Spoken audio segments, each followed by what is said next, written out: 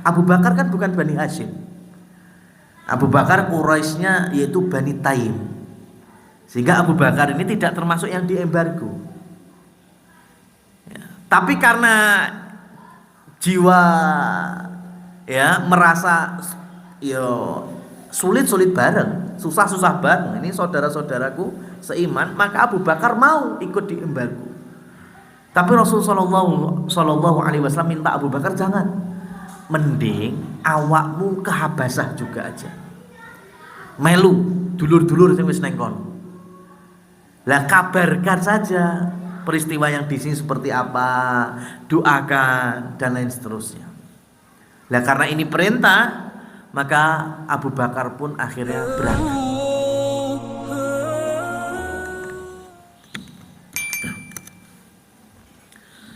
Bismillahirrahmanirrahim. Assalamualaikum warahmatullahi wabarakatuh. Innal hamdalillah nahmaduhu wa nasta'inuhu wa nastaghfiruh wa natubu ilaihi wa na'udzu billahi min sururi anfusina wa sayyiati a'malina.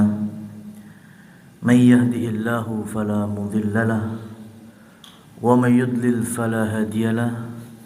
Asyhadu an la ilaha illallah wahdahu la syarika lah wa asyhadu anna Muhammadan abduhu wa rasuluh. Allahumma salli wa sallim ala nabiyyina Muhammad. Amma ba'du. Jamaah muslimin muslimat rahimani wa rahimakumullah.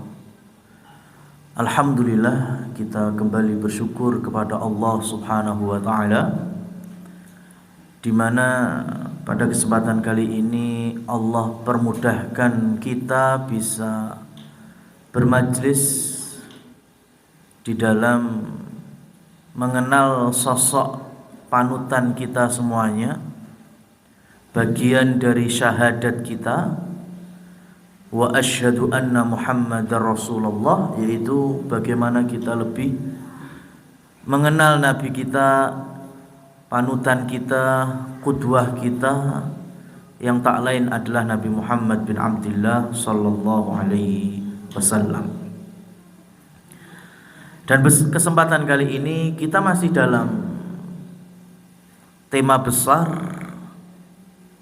kronologis dari nantinya muncul tahun kesedihan. Setelah kita mengenalkan bagaimana Rasul dan Bani Hashim secara khusus mendapatkan perlakuan embargo dari suku-suku Arab, bahkan Quraisy sekalipun. Mereka tidak boleh ada jual beli, ada pernikahan, ada interaksi sosial antara Bani Hashim, yaitu sukunya Nabi Muhammad SAW, dengan suku-suku Arab lainnya. Sehingga tentu pasti terjadi kesulitan di sana sini. Itu bisa dipastikan, sudah. Bagaimana makanan hanya ada di lingkup Bani Hashim itu saja, atau kampungnya Abdul Muttalib saja. Pernikahan juga sama, hanya boleh menikahkan, bisa kita katakan sepupu ketemu sepupu, karena nggak bisa keluar. Dan ini betul-betul dirasakan oleh Rasulullah SAW dan keluarga besar beliau. Dan ini membuktikan bahwa dunia itu betul-betul darul amal wa darul bala. Memang tempatnya untuk kita beramal, tempat kita menerima ujian dari Allah Subhanahu wa taala. Sehingga kalau dibilang ngamal kok koyo kesel ya, capek kita beramal, ya sama, wong nganggur wae ya kesel, wong kakean perai wae ya kadang kesel kok. Maka ketika kita beramal dalam rangka ibadah kepada Allah Subhanahu wa taala, capek itu jelas, semua akan merasakan rasa lelah, rasa letih. Namun nanti semua akan Allah Subhanahu wa taala bayar itu. Allah akan anugerahkan dengan bentuk nikmat-nikmat yang tidak ada nilainya dan tidak terukur, yaitu setelah orang-orang beriman masuk ke dalam surga. Namun di tengah kesusah payahan itu, Rasul Shallallahu Alaihi Wasallam bersama orang-orang beriman dari suku Bani Hashim itu masih berupaya mengeluarkan harta supaya mereka itu bisa tetap hidup, sehingga nanti ketemu Khadijah habis hartanya selama embargo, disokong oleh keponakannya sendiri namanya Hakim bin Hizam, belum masuk Islam itu. Hakim bin Hizam belum masuk Islam, cuma cinta dengan bibinya yaitu Khadijah, karena dulu akrab sekali. Ketika Hakim bin Hizam masih kanak-kanak itu dimomong sama bule. Jadi ketika sudah menjadi pengusaha sekalipun tidak mungkin lupa jasa bulenya. Jadi meskipun belum beriman dengan Rasul, karena berimannya nanti jauh setelah Rasul SAW hijrah, Hakim bin Hizam tetap membantu. Bagaimana caranya? Jadi dia bikin unta itu penuh dengan, hari ini mungkin kita bilang sembako ya, di kanan kirinya bronjong unta itu mas. Kemudian suruh jalan sampai di syiapnya Abdul Muthalib.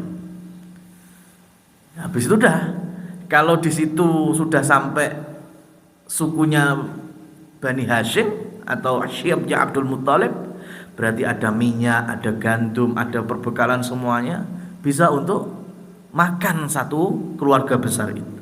Kalau nanti sudah habis, untanya pun juga bisa disembelih. Ini sedekah-sedekah dari kalangan orang yang belum masuk Islam saat itu.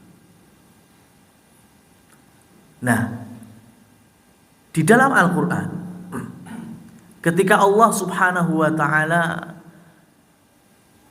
menjembatani kita menjadi umat pertengahan, wa ja'alnakum ummatan wasata. Allah Subhanahu wa ta'ala jadikan kita ini umat yang pertengahan. Islam itu gak mungkin ekstrim kanan, gak mungkin ekstrim kiri. Termasuk di dalam masalah harta. Karena ada kelompok yang ekstrim kanan, mereka punya kaidah follow the money.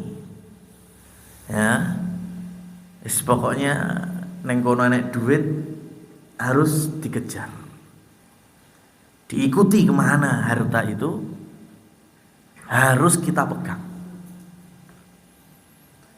sampai tidak mengenal lagi kaidah halal dan haram.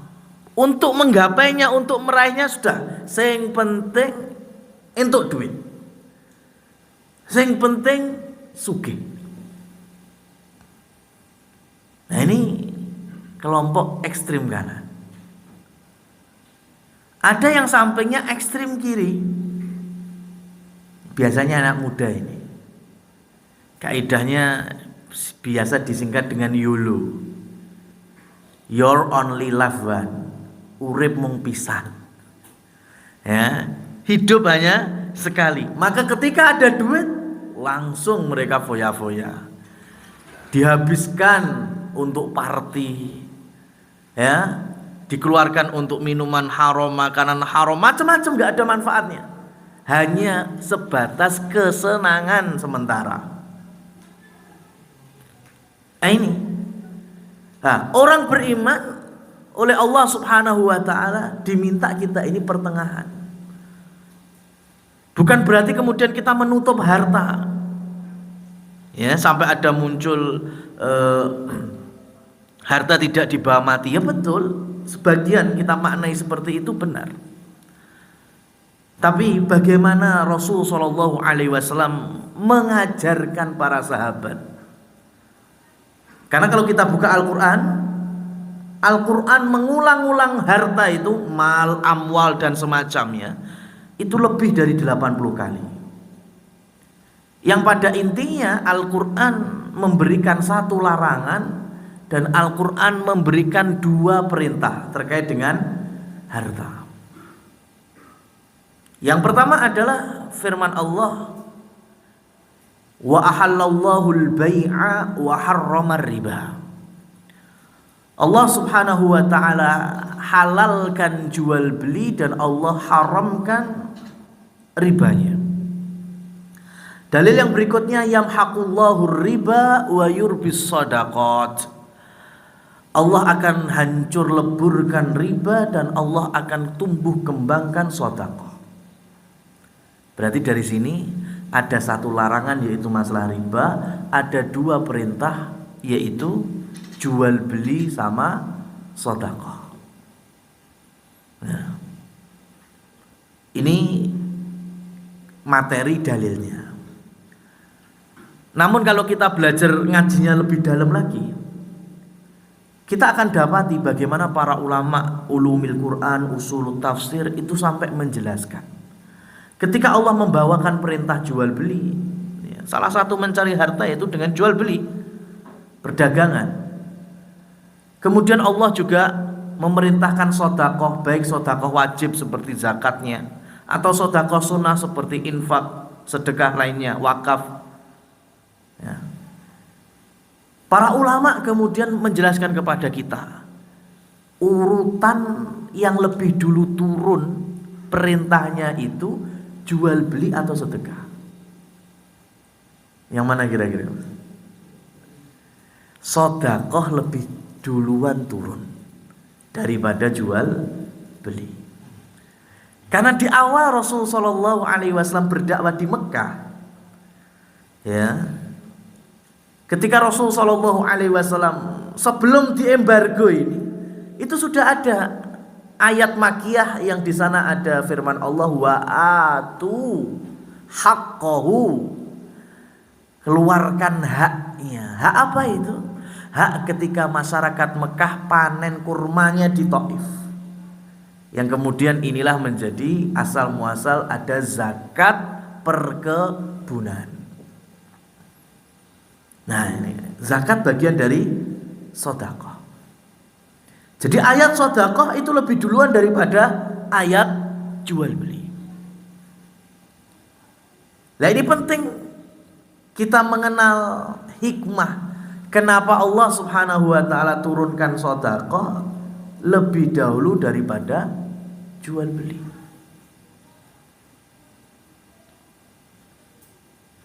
Ketika kita ini belajar bisnis, Mas, jualan, ya, dan ujung daripada kita belajar jualan atau belajar entrepreneur mamanya, itu tujuannya apa? Mesti mencari keuntungan. Orang jualan mau apa kalau nggak cari untung? Kan malah aneh. Orang jualan tuh kaedahnya gimana caranya kulaan semurah mungkin, dijual untung sebesar mungkin. Itu kan orang bisnis seperti itu. Kalau hari ini dengan bahasa mudahnya cuan, cuan, dan cuan. Orang bisnis kan gitu. Padahal kalau sedekah itu malah mengeluarkan duit, mengeluarkan harta.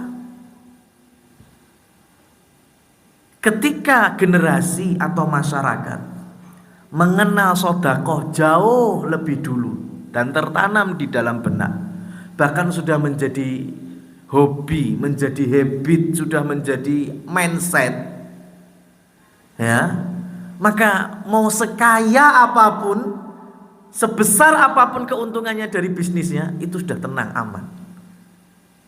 Kalau sudah mindset sedekahnya terbentuk. Dan itu yang Rasul ajarkan kepada para sahabat. Karena ada Utsman bin Affan, bisnisnya sukses, kaya raya. Abdurrahman bin Auf gak kalah juga, ya, Sa'ad bin Abi Waqqas, banyak sahabat.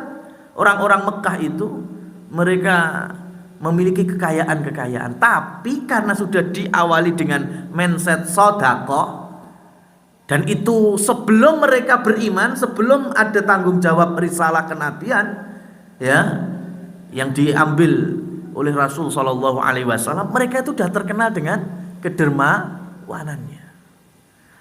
Maka ketika mereka beriman, sudah. Seberapa besar keuntungan jualan bisnis mereka, tapi sedekahnya tetap main terus. Makanya Islam menyebar dengan salah satunya perantara harta orang-orang soleh. Beda ceritanya kalau kita menanamkan mindset bisnis dulu sebelum sedekah. Yang di benaknya itu tadi keuntungan. Seperti hanya orang-orang kafir hari ini sudah. Ini bedanya. Kalau kita mengajarkan kepada generasi mindset sedekah sebelum mindset keuntungan dalam berbisnis. Ya, silakan. Islam tidak melarang kita menjadi orang yang kaya raya. Ya. Bahkan contohnya para nabi, para rasul. Al-Khalil, sang kekasih Allah, Khalilur Rahman, Nabi Ibrahim alaihi salatu wassalam. Nah, itu kan pernah didatangi dua malaikat, tapi kan menjelma jadi manusia.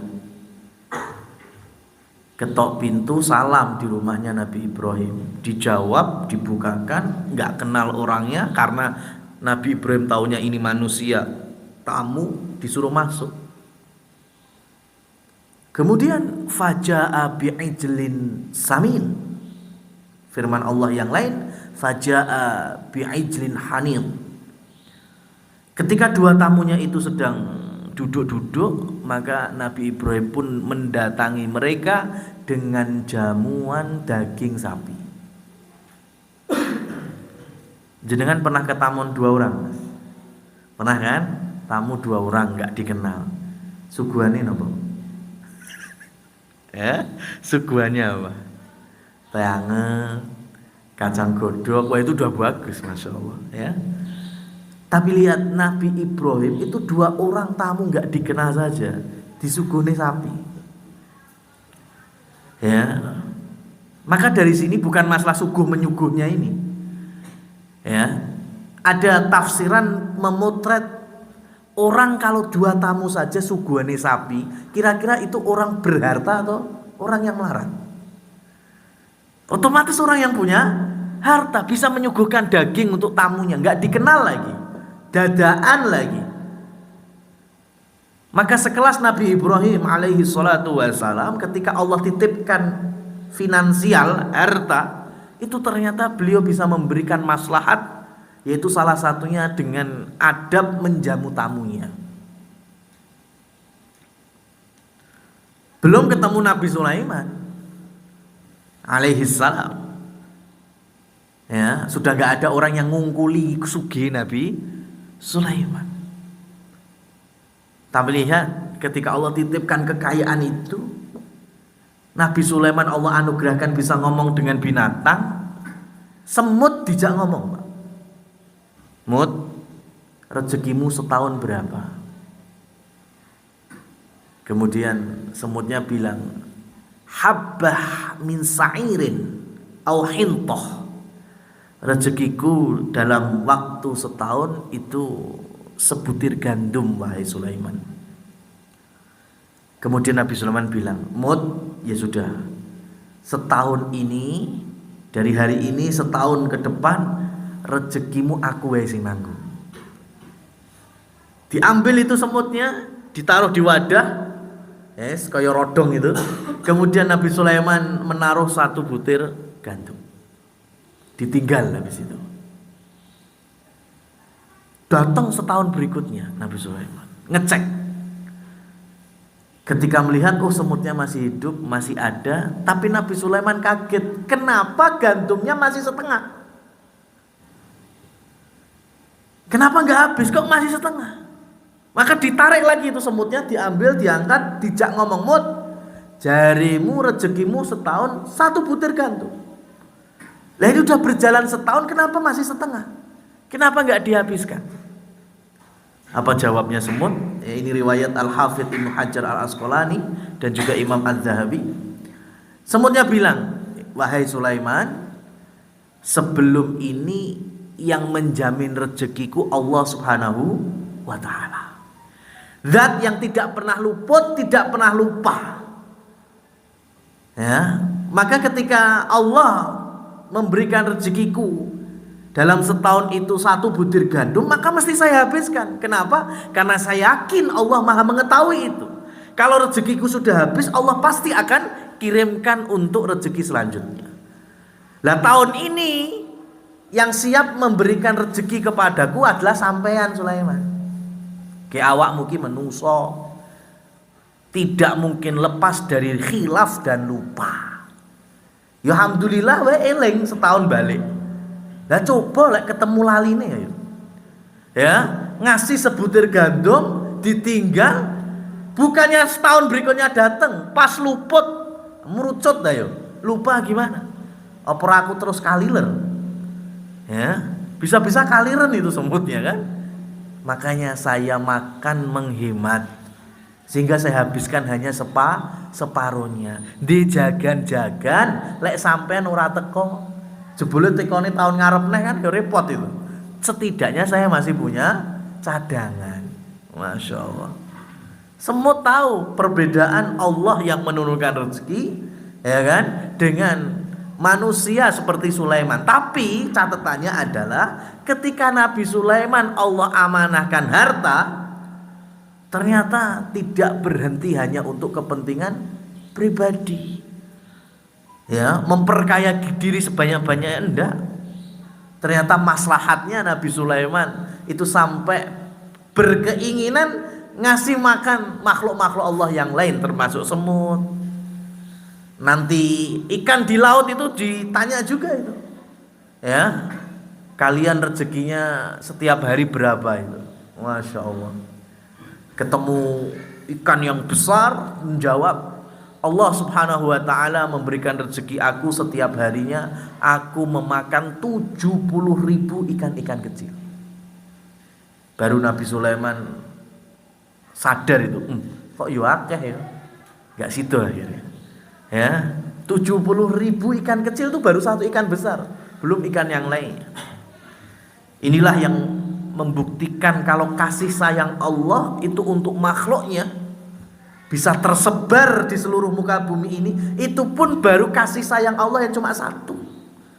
Karena Allah Subhanahu wa ta'ala punya kasih sayang 100. 1 itu yang disebar di seluruh dunia ini. 99-nya Allah masih simpan buat nanti Allah berikan kepada orang-orang hamba-hamba yang beriman untuk masuk ke dalam surganya. Yang 1 saja itu sudah bisa ngopeni seluruh alam semesta. Bagaimana dengan 99 sisanya? Nah ini ma'asyiral muslimin wal muslimat rahimani wa rahimakumullah tabaraka wa ta'ala. Jadi bicara harta, silahkan.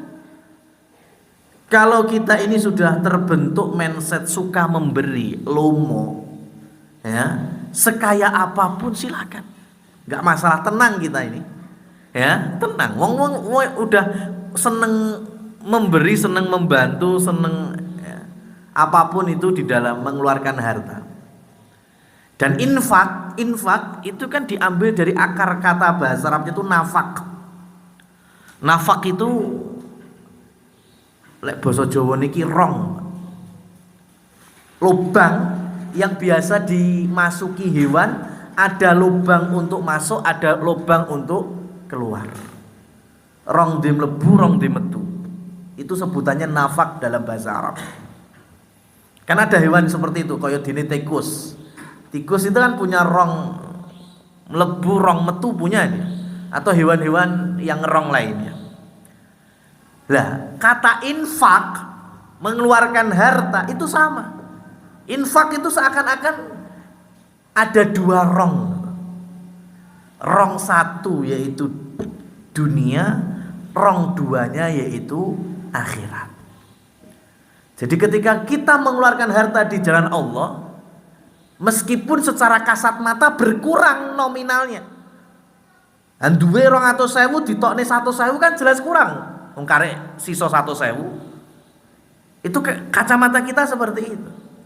Tapi pada hakikatnya kita ini sedang nglebokne 100.000 di rong dunya, yang nanti kita akan mengambilnya itu di rong akhirat. Maka Rasul Shallallahu Alaihi Wasallam bersabda, mana kosot sodakotun min mal, tidak akan pernah berkurang sedekah harta dari kalian itu. Ini kalau hitungan agama kita keluarkan, itu pada hakikatnya kita memindahkan, memasukkan dari lubang dunia untuk kita panen nanti di lubang akhirat. Hanya mentransfer aja sebetulnya, tidak berkurang. Nah, itu yang dicontohkan oleh orang-orang yang belum punya hidayah iman, seperti hanya Hakim bin Hizam, ada nanti Zuhair, orang-orang yang akalnya main, akalnya jalan. Ini kasihan, mereka kan saudara kita, sama-sama Quraisy, sama-sama dari keluarga besar Kinana, sama-sama kita ini putra dari Ismail bin Ibrahim alaihi salatu wassalam. Kenapa kita harus melukai dan mendolimi mereka? Nah, ini ada sekitar 5 orang Quraisy, rata-rata masih muda. Mereka rapat, meeting itu, untuk membersihkan pola pikir paman-paman mereka, kakek-kakek mereka. Ini enggak baik ini. Kita ini masih punya musuh dari suku-suku lain di luar Arab.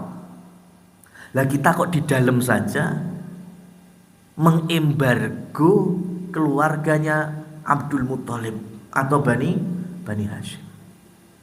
Maka harusnya kita ini tetap bersatu. Bahkan sampai ada yang mengatakan, kalau kita benci dengan agamanya Muhammad, kita benci dengan dakwahnya Muhammad, kan harusnya tidak semua keluarga Bani Hashim yang kita embargo. Jadi dipukul rata pokoknya. Karena Quraisy selain Bani Hashim, mereka punya penilaian, kalau Bani Hashim nggak bisa menghentikan dakwahnya Nabi Muhammad, maka seluruh Bani Hashim dipukul rata, berarti setuju dengan dakwahnya Muhammad. Padahal tidak semua Bani Hashim masuk Islam saat itu. Hei, kemudian mereka meeting itu di waktu malam di sekitar Masjidil Haram. Gimana ya? Apa kita sobek saja perjanjiannya? Perjanjian embargonya yang nempel di dinding Ka'bah. Apa perlu kita musnahkan? Itu sampai ada ide-ide seperti itu. Nah, tapi ternyata Allah Subhanahu wa taala Maha berkehendak. Ya, memang ada orang-orang yang akalnya masih lurus, menilai bahwa ini suatu kezaliman. Tapi Allah Subhanahu wa taala, wa makaru wa makarallah wallahu khairul makirin. Kalau manusia punya makar, Allah juga punya makar. Dan makar Allah itu pasti yang terbaik, tidak mungkin ada tandingannya. Maka nanti ketika orang-orang masuk Masjidil Haram, ya, kemudian tawaf di sekitar Ka'bah, tiba-tiba mereka melihat surat ultimatum dan perjanjian embargo itu habis dimakan rayap. Artinya kalau sudah nggak ada perjanjiannya yang ditempel di Ka'bah, berarti sudah nggak ada lagi embargo. Jadi kesudahan embargo itu tidak ada jasa dan sangkut pautnya dengan manusia. Itu semuanya anugerah dari Allah Subhanahu wa taala. Memang ada yang berusaha, ya, seperti 5 orang Quraisy tadi, tapi buktinya itu hanya sebatas rencana. Karena kalau mau dipraktekkan susah, mereka harus ketemu dengan paman-pamannya, tokoh-tokoh Quraisy seperti Umayyah bin Khalaf, Abu Lahab, Abu Jahal, Uqbah bin Abi Mu'id, Walid bin Mughirah, yang mereka tentu jelas gak bakal setuju itu. Jadi 3 tahun embargo itu betul-betul menguras tenaga dan harta Bani Hashim.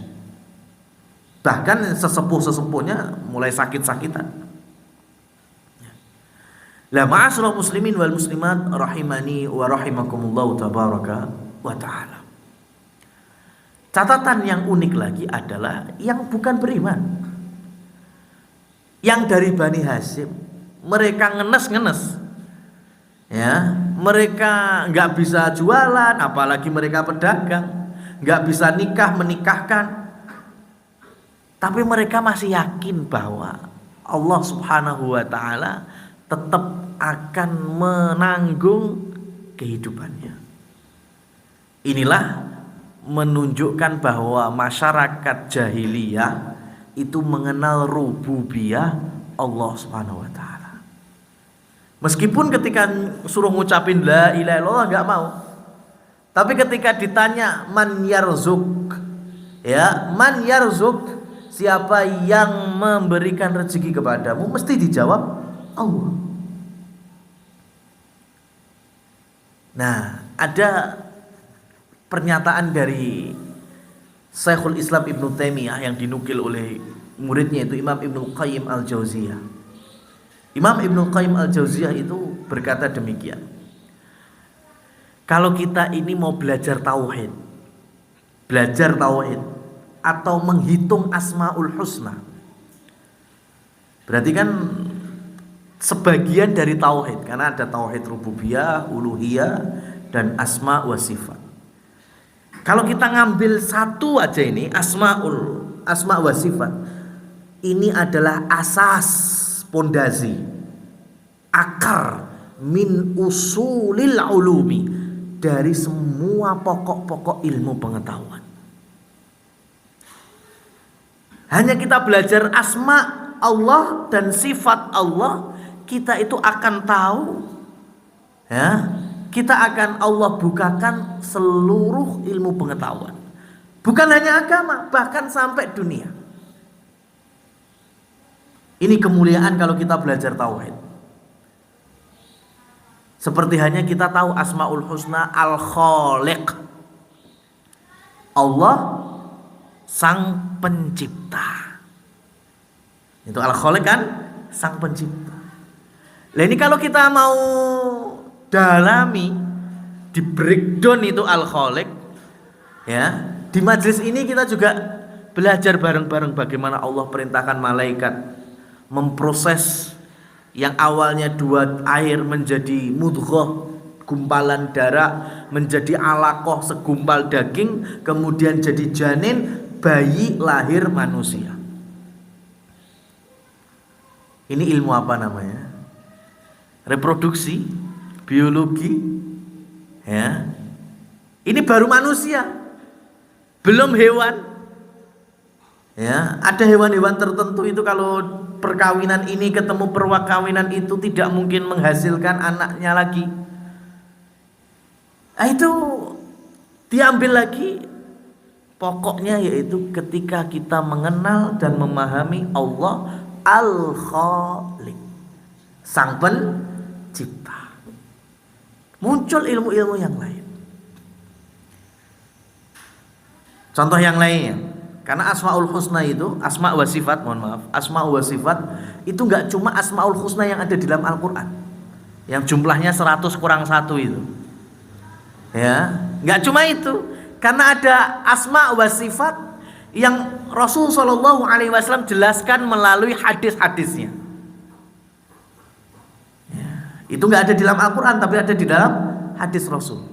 Dan kita wajib mengimani semuanya. Yang di dalam Al-Quran kita imani, yang dalam hadis juga kita imani. Contohnya ketika Rasul memberikan gambaran Allah punya sifat turun. Dari arsy-Nya turun ke langit dunia setiap sepertiga malam, untuk mendengarkan keluhan hamba-hambanya, doa dari hamba-hambanya, berserah dirinya manusia kepada Allah. Maka Rasul perintahkan supaya memperbanyak doa, memperbanyak hajat, berpasrah diri kepada Allah Subhanahu wa Ta'ala. Kapan? Di waktu sepertiga malam, karena Allah sedang ada di langit dunia. Turun Allah. Ya, ini enggak ada di Asmaul Husna Al-Quran, tetapi ada di dalam hadis. Ya. Begitu pula hadis berkaitan dengan datangnya sebagian para sahabat. Ada dalam riwayat Muslim, ya, hadis ini dari Anas bin Malik radhiyallahu anhu.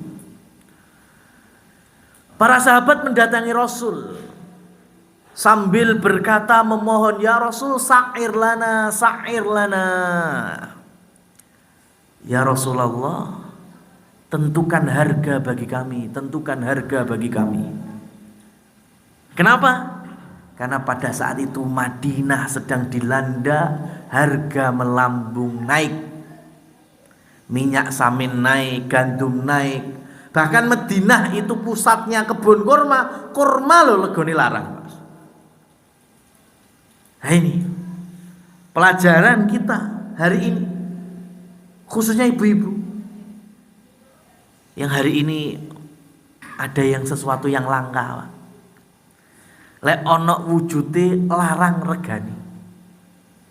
Napa Mas? Minyak. Masya Allah. Ya. Lihat, harga naik itu enggak di zaman kita saja. Di zaman Rasul Shallallahu Alaihi Wasallam itu sudah ada, sudah kejadian itu di zaman Rasul. Dan sahabat punya inisiatif itu, inisiatifnya baik kan? Minta supaya Rasul saja yang menentukan harga. Siapa yang berani komplain kalau Rasul yang menentukan? Itu kan niatnya baik. Tapi ternyata Rasul Shallallahu Alaihi Wasallam menjawab, la. Rasul nggak mau, enggak. Fa innallaha huwal musa'ir. Allah al-qabid huwal basit. Rasul Shallallahu Alaihi Wasallam kemudian menyatakan, enggak, saya nggak mau menentukan harga. Kenapa? Karena dialah, yaitu Allah Subhanahu Wa Taala, zat yang mengatur semua itu, yang menentukan harga. Allah itu zat yang menyempitkan rezeki. Allah juga zat yang menyebar dan memperluas rezeki. Ini dari belajar asma dan sifat Allah. Al-Musa'ir, Allah zat yang menentukan harga. Jadi ilmu apa ini? Ekonomi, Mas. Ya. Kita sepakat kaidah ekonomi, mau yang itu dari muslim, non muslim, ahli ekonom kulonetan lor kidul. Ya. Itu kan semuanya sepakat. Harga barang naik dan tidak, murah dan mahal itu sangat dikaitkan dengan ketersediaan barang, produk, stok. Iya bangga? Ya semuanya sepakat kan ini.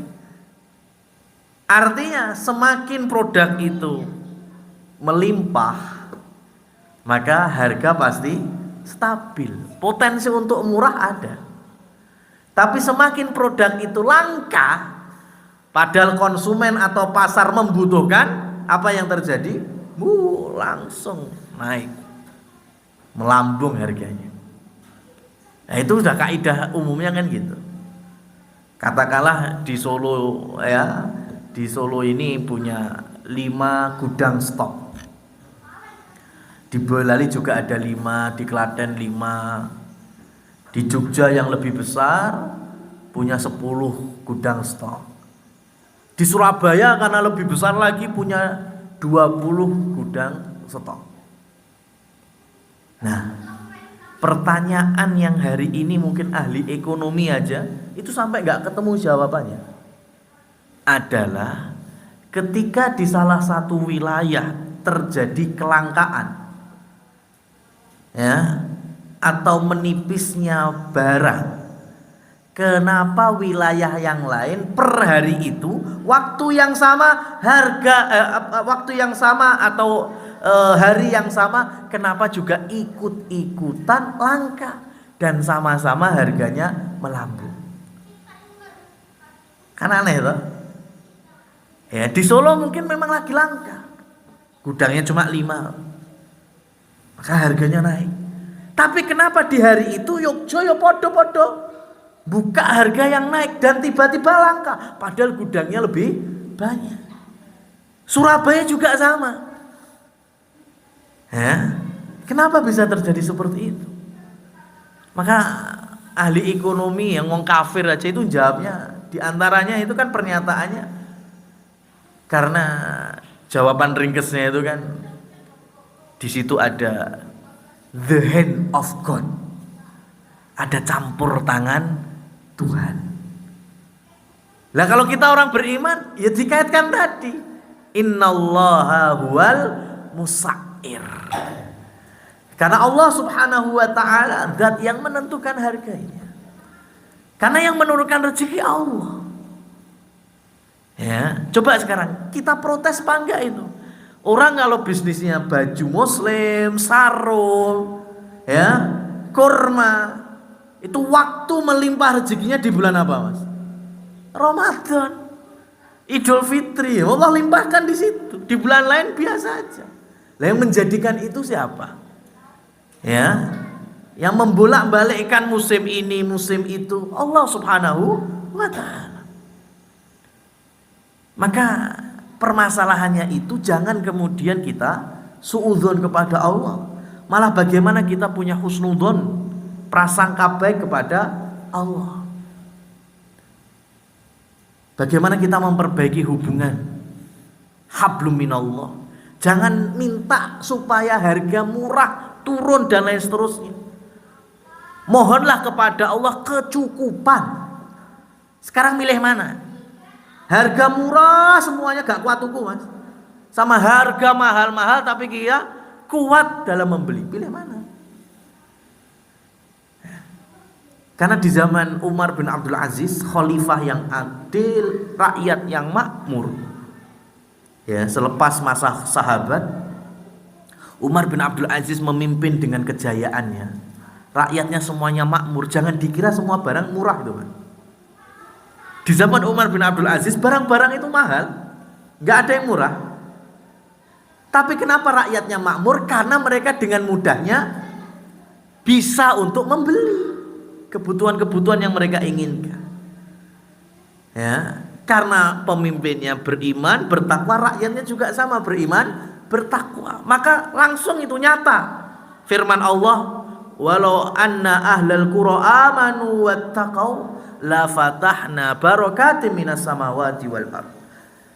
Kalau para penduduk bumi, masyarakat ini beriman, bertakwa, maka Allah akan bukakan barokahnya, baik yang dari langit diturunkan, yang di dalam bumi Allah munculkan. Karena kuncinya di sini. Ya, bagaimana kita bisa Allah ridhoi, Allah turunkan rahmat. Arek regone munda, regone gak munda, gak masalah. Karena yang menurunkan rezeki Allah. Maka di antara para ulama tabi'in mereka punya konsep habbah. Seperti tadi apa? Sebiji gandum, habbah, sebiji gandum. Kalau kita hari ini mungkin sebiji jagung itu. Habbah dinar. Kalau ada sebiji jagung, ya itu harganya 1 dinar, 4/4 gram emas. Ya, anggaplah menyentuh di 4 juta rupiah. Kata para tabi'in, sama sekali tidak mempengaruhi husnudzon kami kepada Allah Subhanahu wa taala. Arek regone jagung sitok 4 yuto atau rego jagung sitok itu 4.000, Mas. Tidak pernah berubah zat yang menurunkan rezeki. Podo, yaitu Allah Subhanahu wa taala. Kalau Allah ridhoi kita, Allah rahmati kita, mau beli jagung regane 4 yuto mampu? Mampu. Tapi kalau Allah tidak menghendaki, arek regane kur 4.000, kita nggak mampu beli, nggak bakal bisa membeli. Maka yang lebih penting itu adalah ketika kita menjadikan hamba di sisi Allah Subhanahu wa taala, merendah serendah-rendahnya. Maka nanti Allah bukakan rahmat dan barokahnya itu yang kita perlukan. Ya.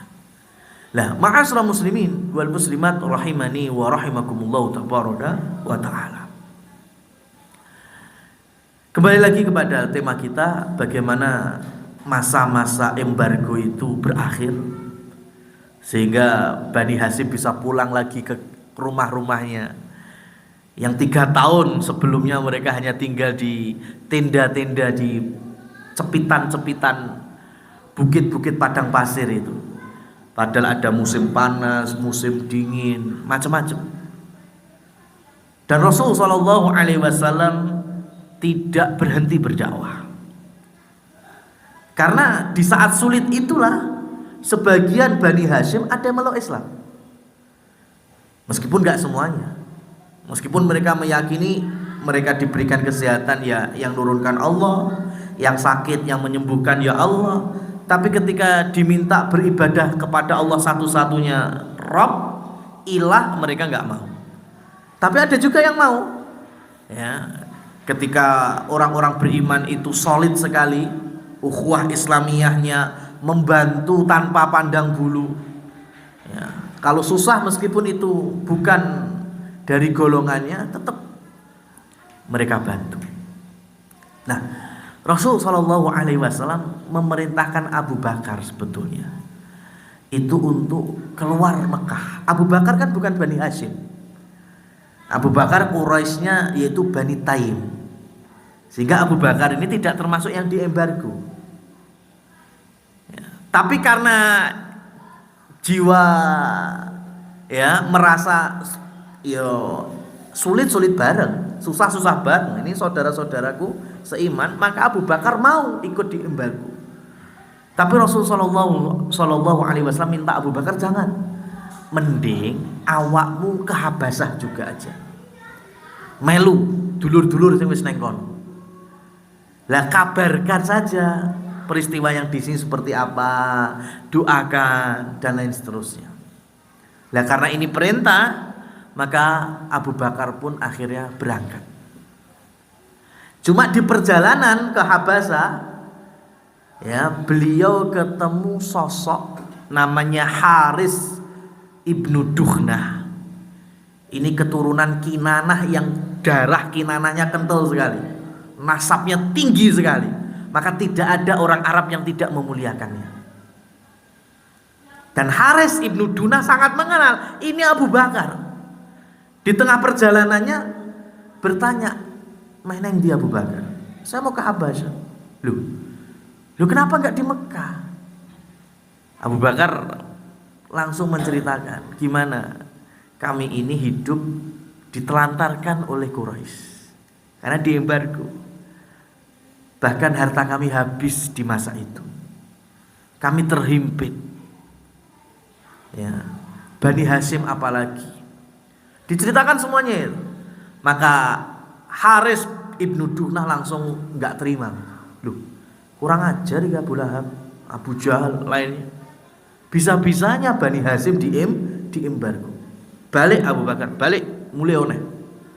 Bilang sampaikan, saya Haris ibnu Duhnah ya tidak menyetujui kezaliman itu. Tapi saya nggak bisa, saya nggak punya kekuatan untuk itu. Saya cuma sendirian. Ya sudah, sampaikan saja. Saya dalam perjalanan ke Mekah, kamu saya berikan jaminan, tidak boleh ada yang melawan Abu Bakar atau menolak Abu Bakar. Cuma satu syaratnya wahai Abu Bakar, supaya memuluskan semua ini, kamu jangan beribadah di sekitar Masjidil Haram. Disanggupi oleh Abu Bakar. Abu Bakar balik lagi ke Mekah, menyampaikan bahwa akan datang Ibnu Duhnah. Semua kaget. Waduh, ini bapak moyang kita ini. Ya, Kinanah itu kan keturunan tertinggi dari suku Quraisy karena masih dekat dengan Nabi Ismail, sehingga orang-orang jelas menghormatinya. Dan Abu Bakar sudah bilang, kalian gak bisa mencederai aku, menghina aku, karena aku di dalam jaminannya Haris bin Duhnah. Nah, ini ada ilmu lagi. Ya, proses jamin menjamin ini nanti diabadikan sampai di dalam syariat Nabi kita Muhammad SAW hingga hari ini. Ya, ketika kita memberikan jaminan, ya, jamin masalah utang, jamin masalah apapun itu, entah itu akadnya akad duit, utang piutang, atau akadnya sampai nyawa sekalipun, itu wajib kita hormati. Selagi tidak ada sangkut pautnya dengan kesyirikan, nggak ada sangkut pautnya dengan agama, itu betul-betul adat atau uruf budaya yang tidak ada sangkut pautnya dengan syariat. Maka dilestarikan sampai hari ini. Ya. Maka ketika nanti kaum muslimin besar di Madinah, ada dulur namanya ponaannya Pak Li'e yang dari Mekah. Mekah itu orang musyrik, tapi ketika pengen ziarah ngindang-ngindangi itu Mas. Itu mereka masuk ke Madinah itu langsung bilang ke keluarganya, ya, minta jaminan, kemudian diberikan jaminan, datang kepada Rasul, ya Rasul, saya punya Pak Li'e yang sedang bertamu di rumah saya, nginep di rumah saya jamin keamanannya. Diizinkan? Diizinkan. Itu nggak boleh. Ini orang-orang kafir padahal ini, ya, nggak boleh dicederai, apalagi dibunuh, ya, dijatuhkan darahnya, kehormatannya, nggak boleh. Sebagaimana tadi Abu Bakar dijamin keamanannya oleh Haris bin Duhna, maka nggak ada orang satupun yang melukainya. Nah, ini di dalam Islam dikenal dengan mu'ahad. Ya, mu'ahad, ada perjanjian, ada jaminannya. Dan Rasul di dalam Bukhari dan Muslim bersabda, "Man qatala mu'ahadan falam yarih raihatal jannah." Siapa saja orang kok membunuh orang kafir loh ini. Orang kafir kok dibunuh, tapi kafirnya itu kafir mu'ahad, yang sudah ada jaminannya, jaminan keamanan, sudah dapat izin. Seperti halnya kita hidup di Indonesia. Apa semuanya muslimin? Enggak. Ada orang-orang kafir internasional, turis-turis asing. Ya, mungkin negaranya sana itu membasmi kaum muslimin. Mungkin negaranya sana dibenci dengan syariat Islam. Tapi ketika datang ke Indonesia, kira-kira keluar visanya apa enggak itu? Ada perlindungan dari negara dalam bentuk visa, dalam bentuk lisensi sejenisnya. Maka orang-orang seperti ini dikenal dengan kafir mu'ahad atau kafir mustakman. Ya, ada perjanjian damai dengan negeri kita, diberikan jaminan keamanan, ya, secara personal oleh negeri kita. Maka nggak boleh kita membunuh mereka. Nek turis asing yang Bali tuh jepi, jeluk. Wah, ini bentuk jihad kita. Ya, membela saudara kita yang ada di Prancis, yang ada di Amerika, yang ya nggak seperti itu konsepnya, Mas. Ya, Rasul Shallallahu Alaihi Wasallam mewanti-wanti orang semacam ini membunuh kafir mu'ahad tidak akan mencium aroma surga. Ya, jadi nggak semua orang kafir itu digebiah uyah, dibuang rata. Kalau orang kafir yang harbi, yang memang memerangi Islam, apalagi sudah ada di kancah pertempuran, ya itu memang wong jenenge perang ya paten-patenan. Tapi kalau dalam kondisi ada perjanjian, ada hari ini sebutnya bilateral, hubungannya baik, tidak saling memerangi, tidak saling bermusuhan, maka kita tidak boleh ya memercikkan api untuk mengawali sebuah kezaliman. Karena nanti yang rusak syariat yang sempurna ini, agama yang sempurna ini, yaitu Islamnya. Ini Abu Bakar aman, cuma syaratnya harus dipegang, nggak boleh sholat di sekitar Ka'bah. Disetujui kan sama Abu Bakar? Ya. Yang penting gimana Abu Bakar bisa wirawiri, ya, untuk membantu masa-masa embargo itu. Nah, karena tidak boleh sholat di sekitar Masjidil Haram, Abu Bakar akhirnya membangun bangunan semi permanen itu, ya, di depan rumah tapi di dalam pagernya, masih di lingkup rumahnya. Bangun bangunan, di situ Abu Bakar sholat, di situ Abu Bakar ngaji. Quran itu, Quran bahasa Arab itu kan orang Arab paling suka mendengarkan Quran. Ya, karena mereka itu suka syair, dan Quran itu jauh lebih tinggi nilainya daripada sajak-sajak dan syair-syair Arab. Makanya Abu Bakar kan dilarang ibadah di sekitar Ka'bah. Akhirnya neng jobo makan nggak ada larangan, wong neng omahku kok. Masih di batasan pagar rumahku. Di situ bangunan, beliau sholat di sana, ngaji di sana. Ujung-ujungnya ya orang-orang tetap mendatangi rumahnya Abu Bakar, setidaknya neng jobo. Ya. Lah inilah asal muasal adanya tempat ibadah di sekitar rumah. Cara nang Indonesia iki kaya Langgar, Surau, ya. Itu awalnya dari Abu Bakar memang. Beliau bangun itu karena apa? Karena kepepet kan. Enggak boleh, dilarang sholat di Masjidil Haram. Makanya mau enggak mau beliau sholat, tapi lek nang omah kan enggak bisa berdakwah.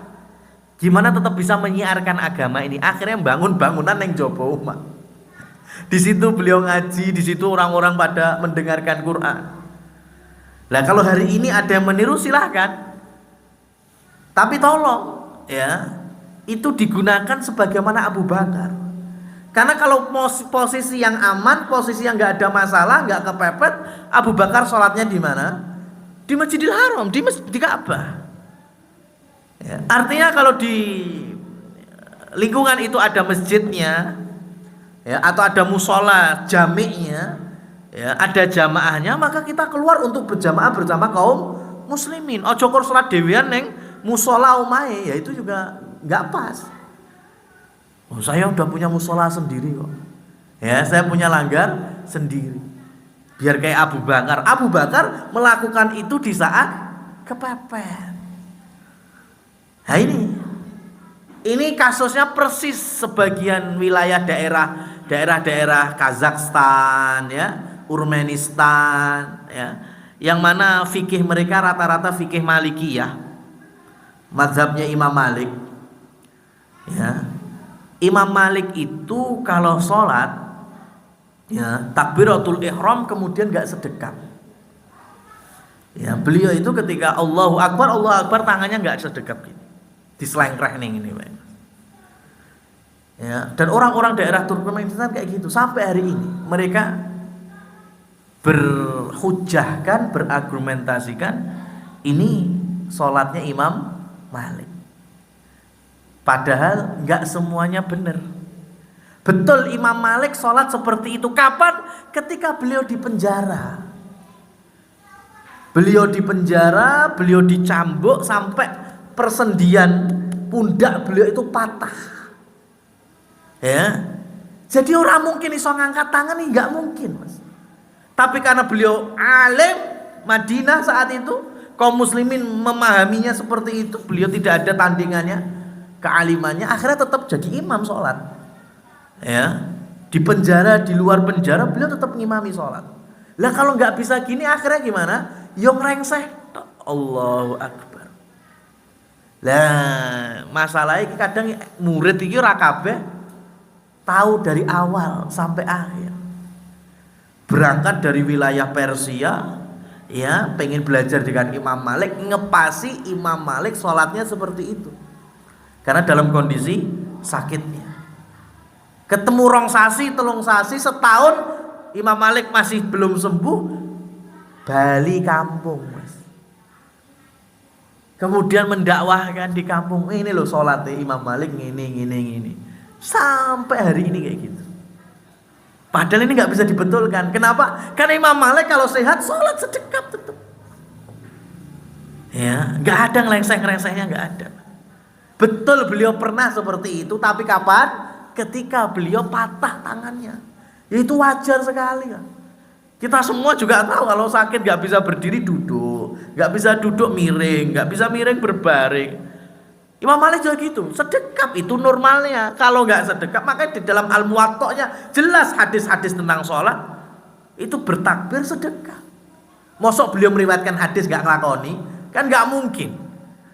Tapi memang ada situasi beliau ada di fase itu sakit, ya, sehingga beliau tidak bisa bersedekap. Ya masalah itu anak murid sing teko kuruping pindho, ya kan, nggak paham, terus pulang kampung menceritakan ilmunya Imam Malik sebatas itu. Akhirnya sampai hari ini itu menjadi madhab yang dipakai di sekitar Turkmenistan, ya, itu kayak gitu semuanya. Lah kalau orang Syiah itu beda, itu pengen nyeleh lah orang Syiah. Ya, orang Syiah itu pengen menyimpang dari Ahlus Sunnah wal Jamaah. Ahlussunnah wal Jamaah sedekap, mereka enggak sedekap. Itu memang itu akal-akalan mereka aja kan itu. Mereka enggak membawa atas madhabnya Imam Malik. Nah ini ma'asyiral muslimin wal muslimat rahimani wa rahimakumullah.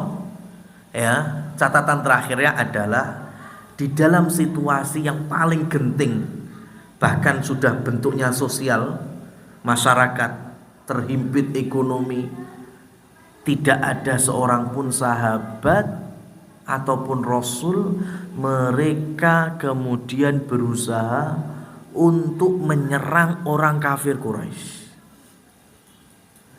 Padahal mereka diembargo. Ya, mereka sudah dipersempitkan hidupnya. Pokoknya enak lah. Seperti Abu Bakar dilarang ke Masjidil Haram.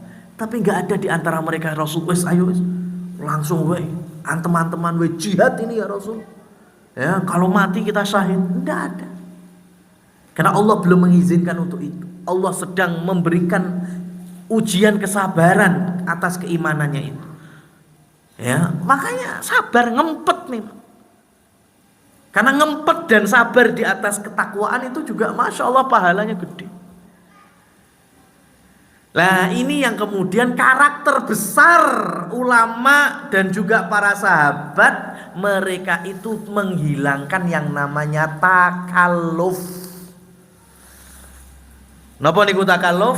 Memberatkan diri, ngabotne awak dalam masalah ibadah. Ya. Kalau wajib itu jelas harus ngoyo, Pak. Sholat wajib males-malesan, aras-arasan, itu penyakit, harus dihilangkan itu. Piye carane ora males? Puasa Ramadan kok ora poso, ya ini penyakit. Tapi yang sifatnya batasannya. Sholat laki-laki mamanya berjamaah, sakit boleh nggak berjamaah? Ya. Kalau memang sakit gak perlu berjamaah, gugur kewajiban berjamaah. Gak usah memaksakan diri. Bilang ke anaknya, nak, gawekno bapak tandu. Tandu, Pak? Dino apa? Engko tandunen bapak. Bapak pengen sholat jamaah neng masjid. Ini namanya takalluf, memberatkan diri. Allah sudah menggugurkan kewajiban jamaah bagi mereka yang sakit. Enggak dosa, Mas. Ya, enggak dosa. Tapi terkadang kita ini malah senengi ngoyo. Ya, karena padahal sudah ada batasannya. Batasnya sabar, belum ada izin jihad, ya sudah. Enggak ada namanya sahabat itu mentar dari batasannya itu. Kalau Rasul kan ngajari, beliau Nabi, beliau otomatis ngajari kurban itu karena dari awal syariat sampai beliau wafat kurban terus, Pak. Tapi kayak sekelas Umar itu nggak setiap tahun kurban. Padahal Umar nggak bisa kita katakan miskin, mesti duit-duit. Tapi nggak setiap tahun kurban. Kenapa? Karena bisa jadi di bulan Dzulqa'dah atau Dzulhijjah Umar nyekel duit beli hewan kurban.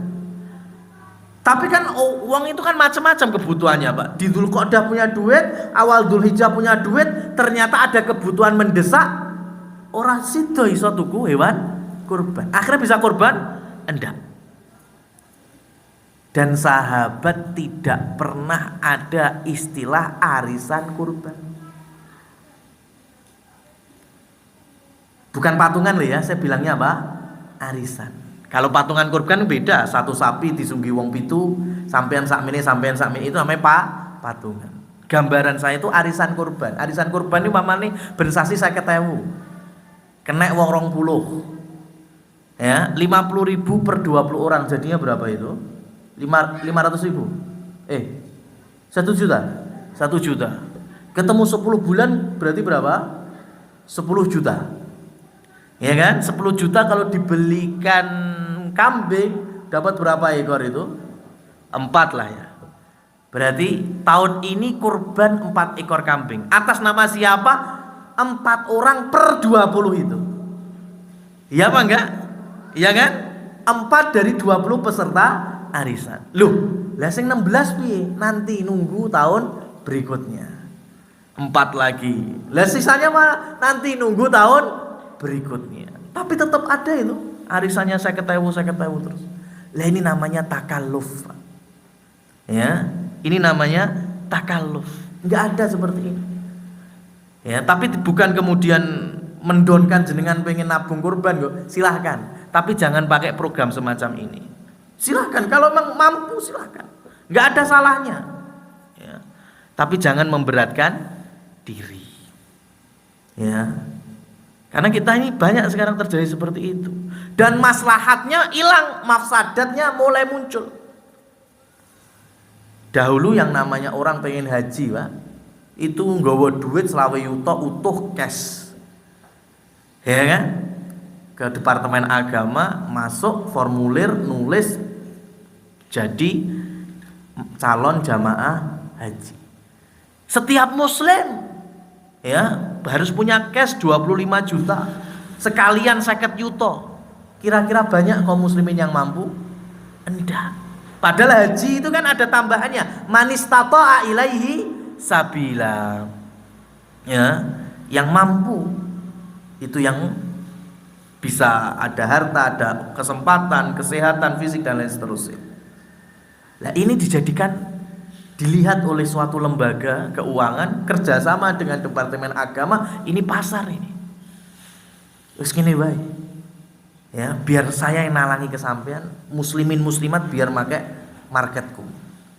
Akhirnya dipasarkan, cukup Anda bayar 5 juta saja kepada kami, nanti biar kami yang nalangi itu semuanya.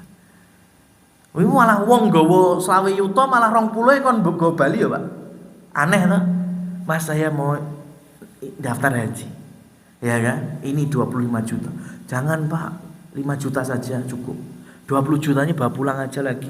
Lumayan bisa buat beli sapi, buat bisa beli sawah. Aneh toh. Lah pengen haji 20 juta malah ra oleh kon bayar 5 juta toh. Ya. Biar kami nanti yang nalangi. Terjadi. Sekarang kalau muslimin muslimat hanya dengan 5 juta bisa daftar haji, banyak apa enggak akhirnya? Banyak. Hasilnya apa? Antrian semakin panjang. Coba sekarang ya, berapa puluh tahun wilayah sini ya bisa 2050 bubuan budal itu hari ini daftar. Kenapa takalluf itu tadi? Memberatkan diri. Padahal kalau pakai skema sebelumnya pokoknya daftar sing duit cash masuk antrian calon jamaah haji, nggak mungkin sepanjang sekarang. Ya. Hanya karena itu tadi takalluf memberatkan. Sahabat ketemu musibah, iya mereka lebih kuat di sabarnya daripada kemudian berjalan yang itu keluar dari batasan yang telah ditentukan. Nah ini semoga bisa kita ambil hikmahnya. Aqulu qouli hadza fa subhanakallahumma wa bihamdika asyhadu an la ilaha illa anta astaghfiruka wa atubu ilaik wa akhiru da'wana alhamdulillahi rabbil alamin. Wassalamualaikum warahmatullahi wabarakatuh.